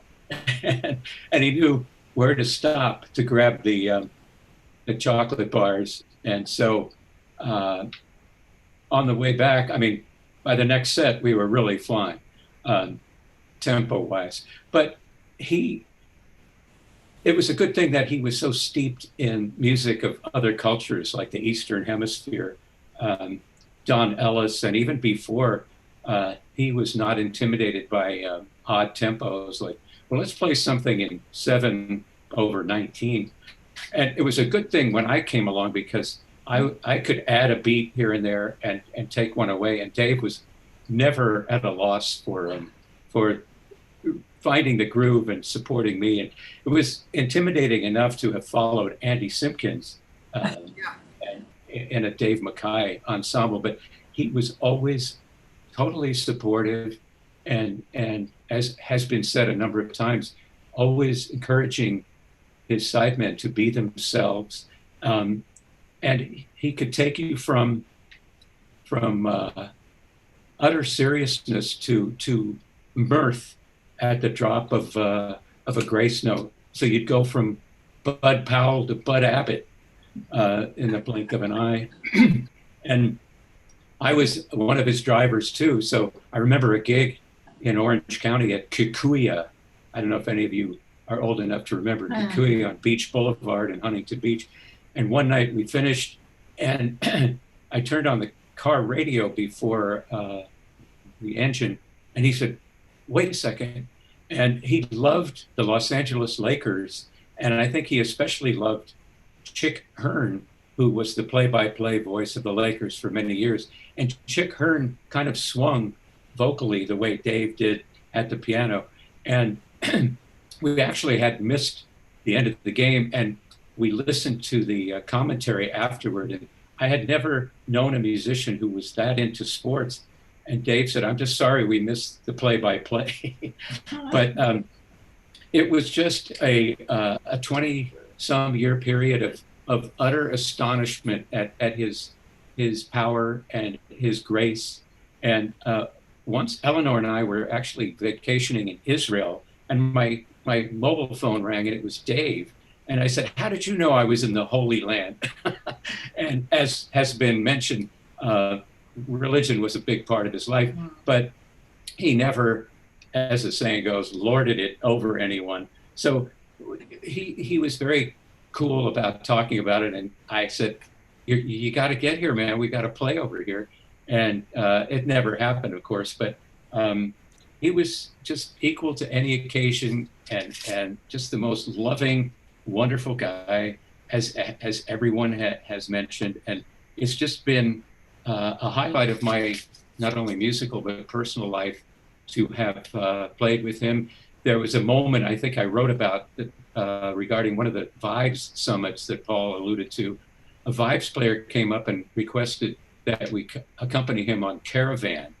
And I was so glad that everybody got to hear Dave and Laurie's version of Caravan earlier in this session. The Vibes player played Caravan, we accompanied him, and he never once came back to the bridge. But Dave, as we all know, could support the most wayward musicians in his presence, be they vocalists or instrumentalists. Not once did we play the bridge after the head And yet Dave was tossing out gentle lifelines, hoping that maybe the Vibes player would hear that C7 at the beginning, and never did it happen. But he was so graceful and supportive that he got through the tune with, if you pardon the expression, an absence of mallets. Say that with Dave in mind, because he was a great fan of puns, even mine. So Cathy, thank you. You've got Dave's spirit, as does everybody here. It's a real thrill and joy to have been part of this. And I know we'll all continue living with a bit of Dave in us. Oh, thank you. Thank you, Cathy. You're welcome. Thank you, guys. So we're going to stop now, but you can remain on. I'm going to play one of the Vibe Summits. I found a really nice one with Chuck Red. Oh, sure. Yeah, and we'll start it a little into it. So I found a nice part, and then I'll just play some other audio things, more of Lori Bell, and from the Windows CD, and a few other things. So you can hang around, or you can leave it on in the background, whatever you'd like to do. But Dave, I know you're here. I know you're listening to us, and you have touched all of us and brought us all together. I know Dave's family is here, and they wanted to listen more than speak at this particular Zoom. And Dave, you touched a lot of people while you're down here, and you're still going to touch everybody. We love you so much, and that must be so obvious. Thank you for leading a great life and touching so many people. Okay, here we go. I'm gonna put you on share screen. And here's a YouTube of Dave at Richard. Actually, you could tell us what this is. Well, it hasn't arrived yet. It's going to any moment. With I'm Chuck. trying to zoom in on it, Cathy. I'm going to start at 9:24 though. I remember it well. 9. Oh, that's where actually he's counting off or something. So this is honoring Chuck Red with Dave and Richard Simon and Paul Krybeck. Well, I just said it, Rich. Sorry, I took your spot. Okay, well, that's. There it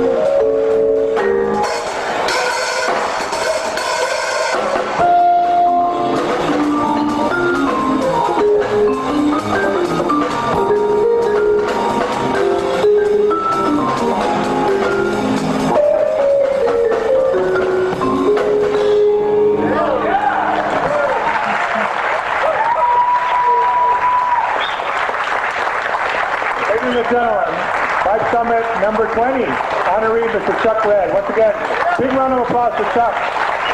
Thank you, Chuck. Yeah, man. That was great. You guys sounded great too. All right, well, I'm just gonna play some music here. And there'll be the Serenata, there'll be Motherless Child, I See Your Face, Useless Landscape, a few things. Thanks for joining, everybody. Love you all.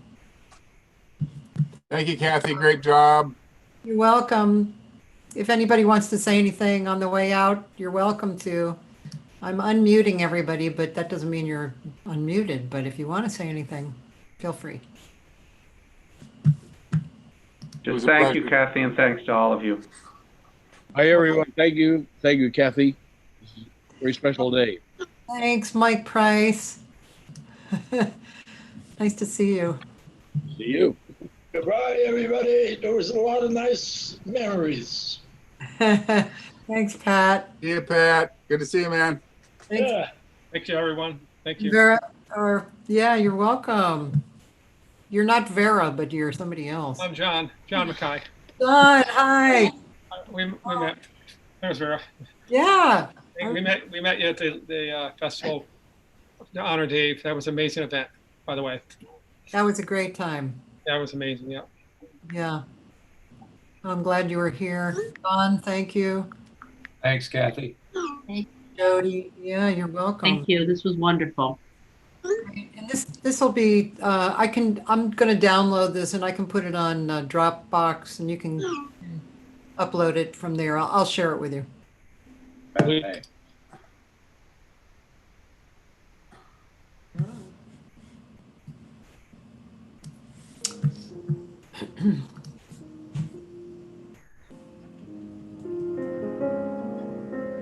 Let's see.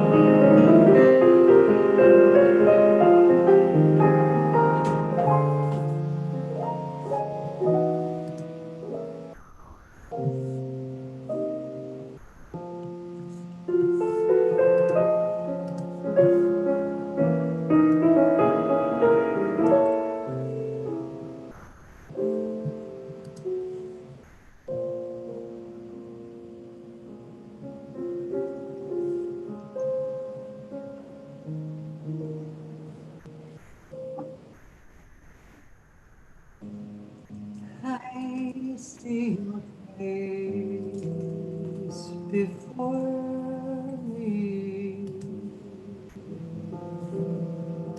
crowding my every dream.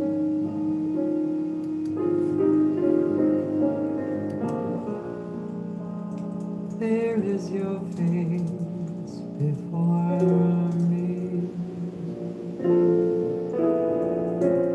You are my only thing.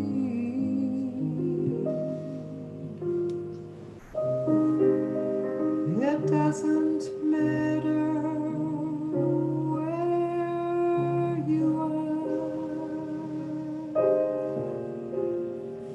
I can see how fair you are.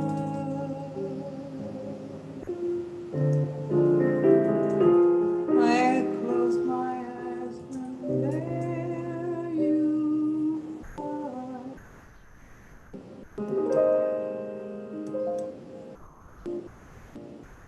Always.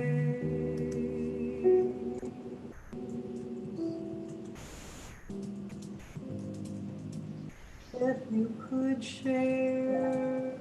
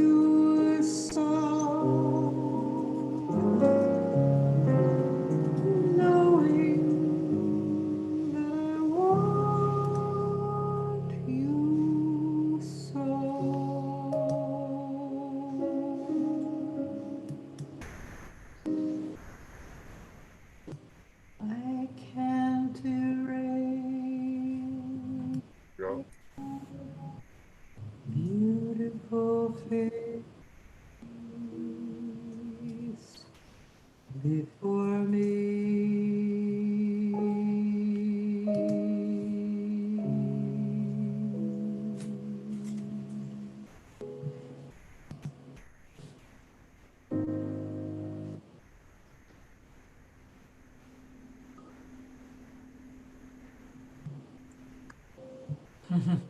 Thank you. That was Dave and me. And here's Serenata that I don't know if I'm saying it correctly. Andrew was talking about.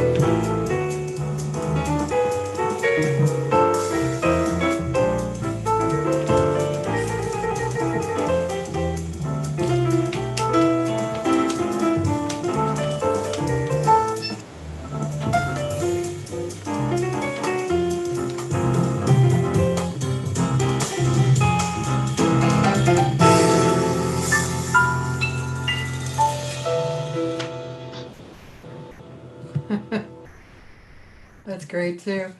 Okay, A Motherless Child is next with Lori Bell on Interplay.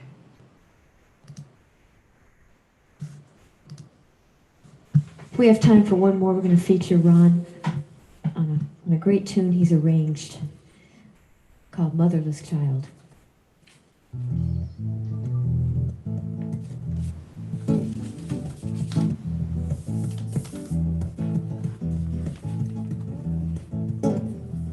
Sometimes I feel like a motherless child. Sometimes I feel like a motherless child. Sometimes I feel like a motherless child.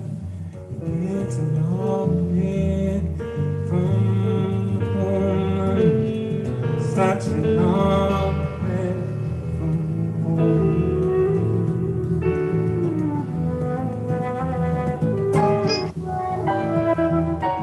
Sometimes I feel like an eagle in the air.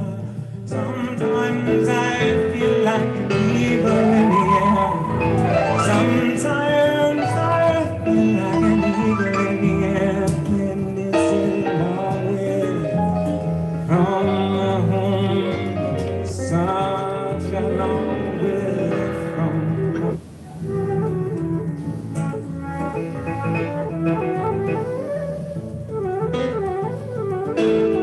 Oh, sometimes I feel like I'm almost gone. Sometimes I feel like I'm almost gone. Sometimes I feel like I'm almost gone. Away from my home.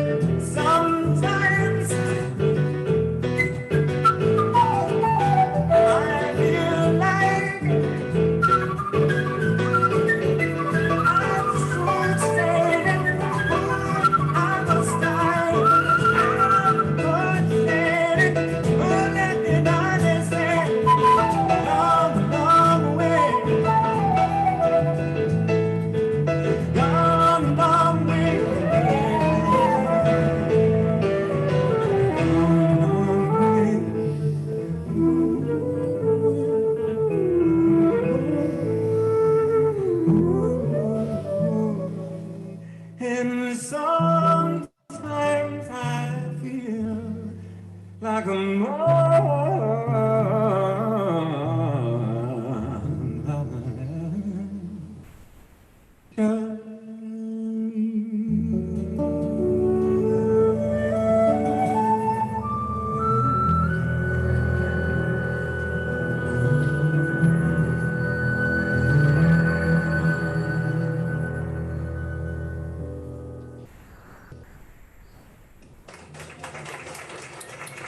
A good time was had by all.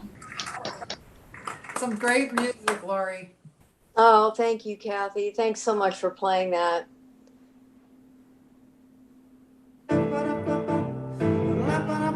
This is Stephanie Haynes again with Yeah.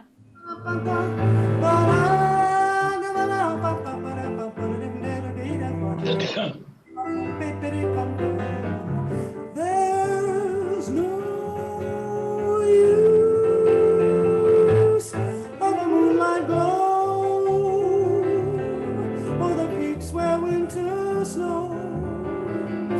What's the use of the waves that will break in the cool of the evening? What is the evening without you? It's nothing. It may be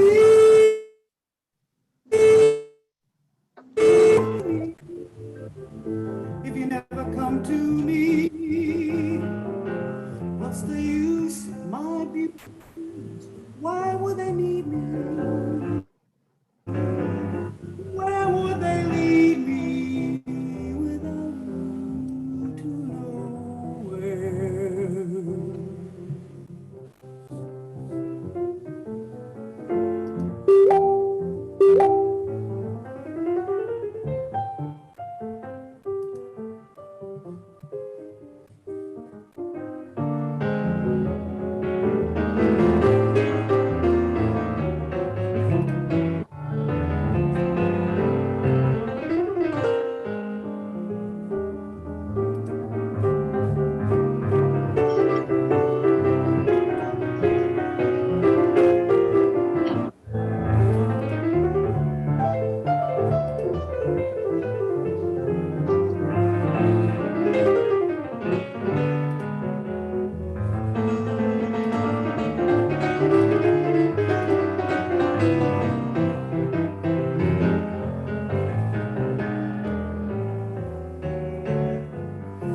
There's no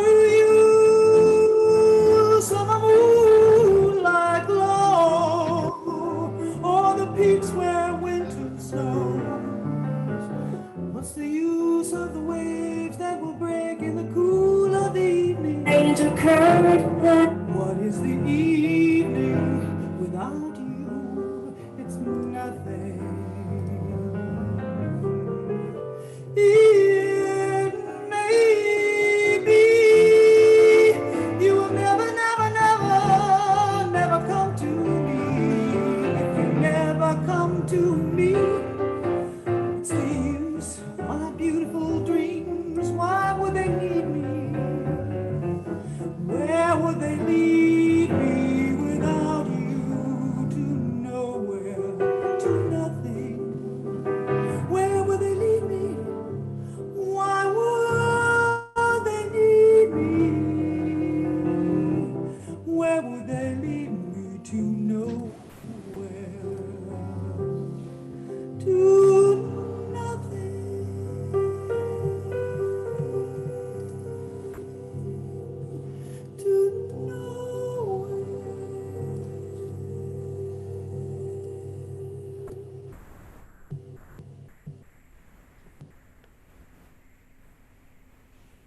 Cool. I'm just gonna play two more and then I'm gonna. This is the Micah Lynn Palter song that she was speaking about, another one that Dave sang, Poor Pierrot. So here's Dave singing. Poor Pierrot loved his fair Pierrette.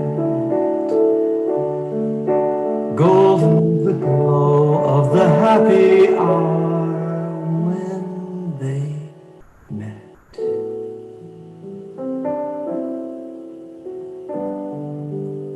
To their sweet retreat, birds on the wing hastened to bring garlands of spring, and her dainty feet wove on their loom carpets of bloom breathing perfume. What heaven they knew, only lovers may know. For fair Pierrette loved her happy Pierrot.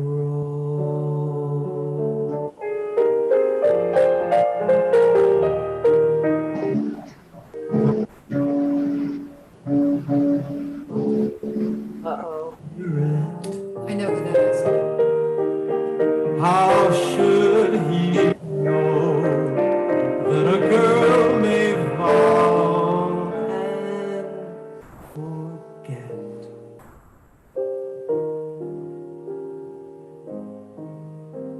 To her gay retreat comes one who brings rare golden rings, jewels and things, and her dainty feet where flowers bled, there now instead gay silks are spread. What hell rages in one heart, none may know. For fickle Pierrette is forgotten.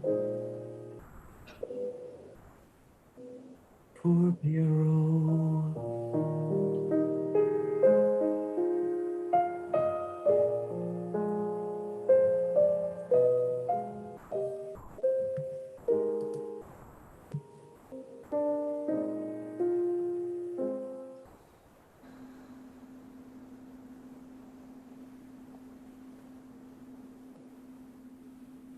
There you go, Dave. Oh, so sweet. Oh my gosh. Really sweet, yeah. Wow. Well, thanks, guys, for being here. Thanks for remaining. And yeah. Thanks, Cathy.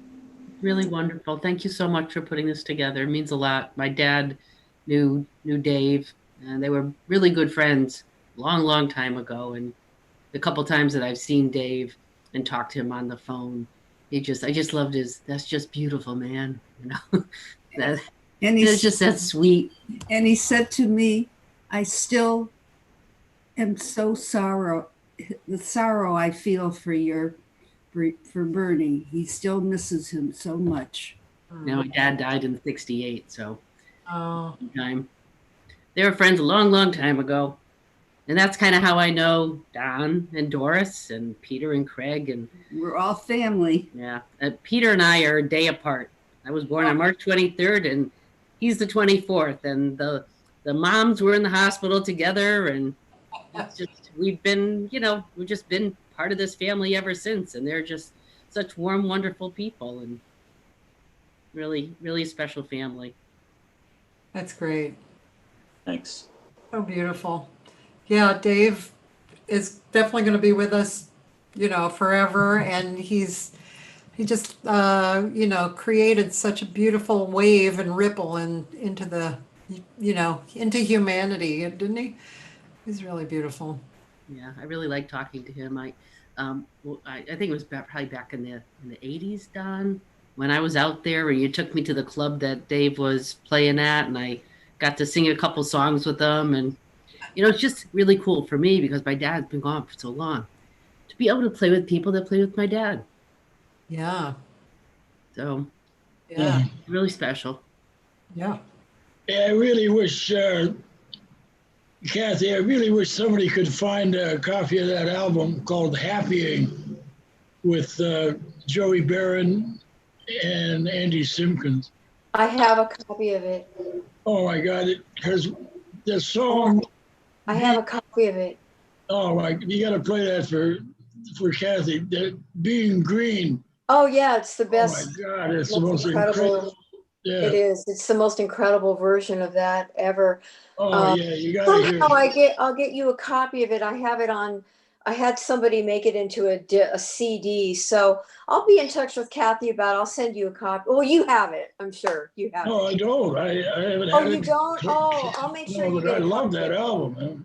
Yeah, I'll make That's sure the you one get I produced with the letter. Oh, wow. That's yeah. what, So, Cathy, you and I will be in touch, and somehow make sure that I get your address, and I'll send you a copy of the CD. yeah, I'll be in touch with Cathy. That's Okay. perfect. Thank you. Sure. Yeah. Oh man, I can't wait to hear that one. Oh, it's incredible. It's an Yeah. incredible album with Andy and Joey and Dave. Oh my God. From 1978 on Discovery. Yeah. Really an That's it. amazing album. Great album. It's incredible. Yeah. So you and I'll make sure you get it, you know. I may be able to have a friend of mine create MP3s out of it. Maybe that's the way to go. And then I can send it to you in Dropbox, something like that. You know, then you can just burn a CD of it. That would be great. Okay. So, yeah. Well, All right. Well, Cathy, thank you so much. You're welcome. Thank you. Thanks, guys. All right. I love you. My love to you all. Bye, Don. Love you. Bye. Bye, Don. Bye, Don. Bye, Doris. Bye, John. Pete. John. Bye-bye, everybody. Vera. Bye. Bye, Pat. Great to see the baby. Oh, move the baby over a little. There you go. There. Oh, beautiful. Hi, baby. Oh, pretty baby. Oh. Okay, you guys. Bye. Bye-bye.